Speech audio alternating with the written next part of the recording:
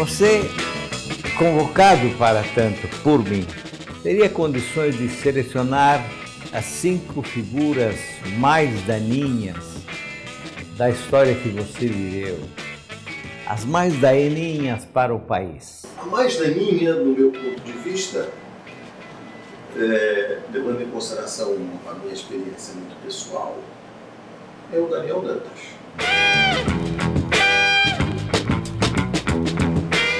Porque ele conseguiu disseminar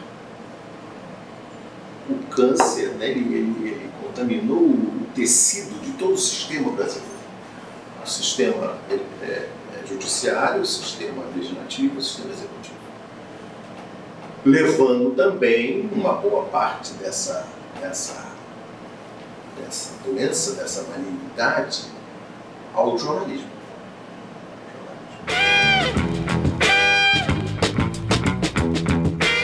Uma outra pessoa que eu elegeria nesse conjunto é o Fernando Henrique Cardoso.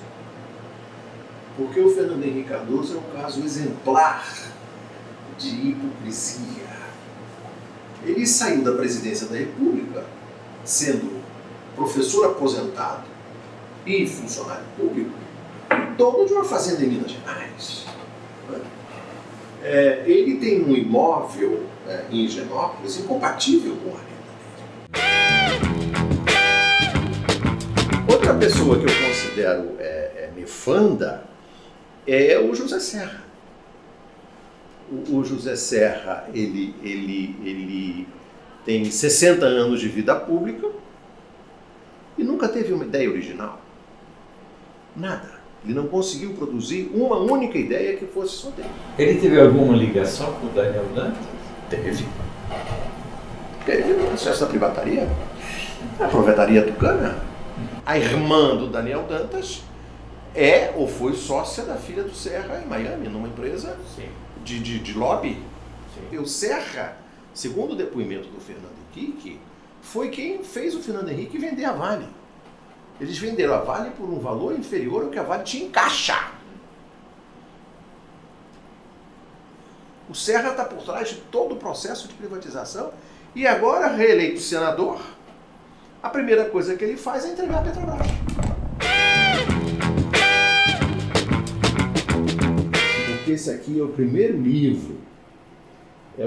livro que realmente trata o Roberto Marinho com as armas com que ele deveria ser tratado. Porque agora todos os livros foram livros de bajulação rasteira, bajulação vulgar, né? Livros A geografia, exatamente, a geografia. E esse livro aqui conta algumas coisas interessantes do Roberto Marinho. É um senhor chamado Roberto Tivita. Certo. Que você conheceu melhor do que eu. Sim, mas eu convivi com ele. Esse prima por razões outras, né? Porque todos os que você Mas ele era citou, safado também. Era, mas você veja, isso não tem nada a ver com a entrevista, porque não sou eu que sou entrevistado. O Roberto primava porque era um cretino. O Richard, pelo menos, era muito honesto nas suas posturas. Então, o Roberto queria te demonstrar que esse teto era preto. E o Richard não, dizia assim, não, esse teto é preto e se você discordar de mim, pule pela janela. Então era muito mais claro nas suas posturas.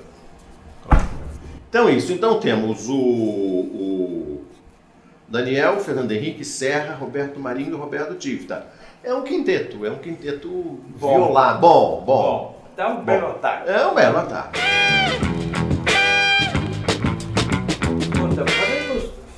Fala um pouco do Lacerda, com quem você conviveu em alguns momentos da sua vida. Eu abri, como Vossa Excelência sabe, eu abri o escritório da revista Veja em Nova York. Sim.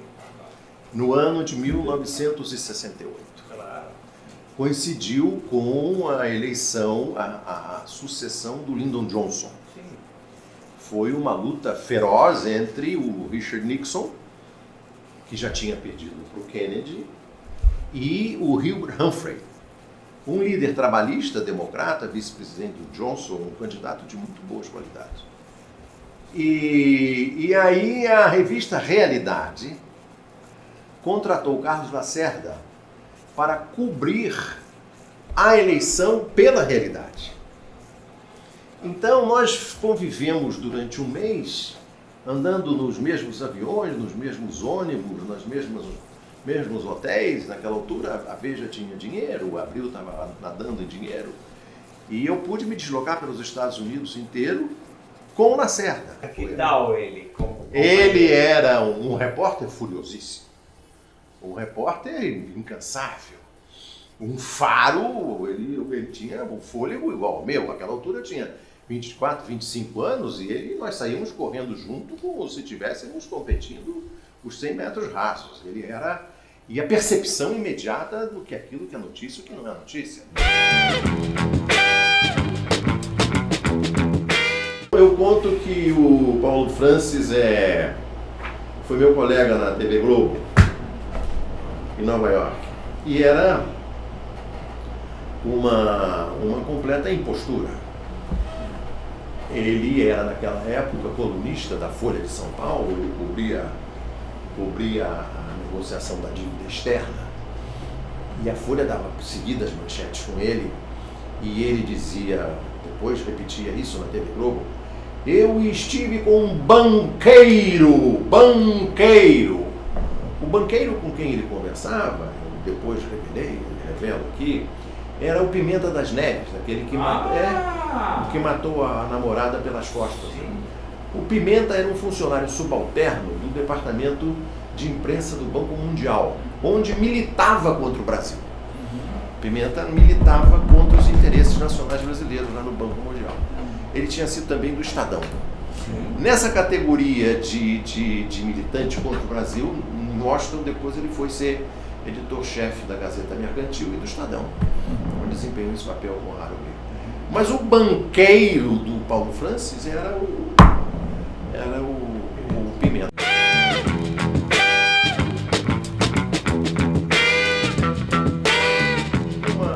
Tem aqui o que eu chamo de a lista de Schindler ao contrário.